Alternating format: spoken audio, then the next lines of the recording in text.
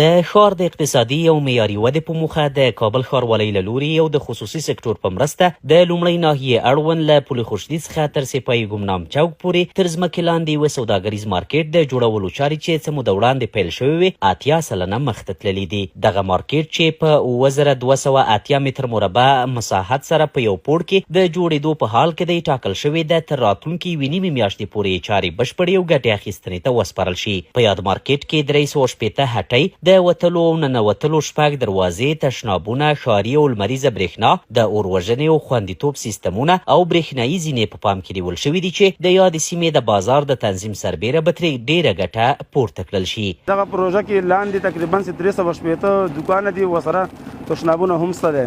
بل دغه پروژه چې دا په شپږو لارو باندې مشتمل ده چې 2 لارې به د پلخشتي د جومات د خوا نه 2 لارې به دغه سره چوک د خوا نه دي، 2 به مابین کې زینې دي چې ورسره لیفتونه هم شته دی. د دې کار چې دی تقریبا 80% مخته تللی دی او په سر باندې به صرف د دې باقي مانده څه کوم کار پاتې دی، دواړې خواته ویالي پاتې دي، لارې پاتې ده او په سر باندې سړک پاتې دی. د یادونې وړ ده چې کابل ښاروالۍ په ښاري سیمو کې د اقتصادي ودې او له کورني خصوصي سکتور څخه د ملاتړ په موخه ورته نورې پروژې هم طرحه او پلي کوي او اوس مهال د ښار په بېلابېلو سیمو کې د ګڼو سوداګریزو مارکیټونو د جوړولو چارې روانې دي.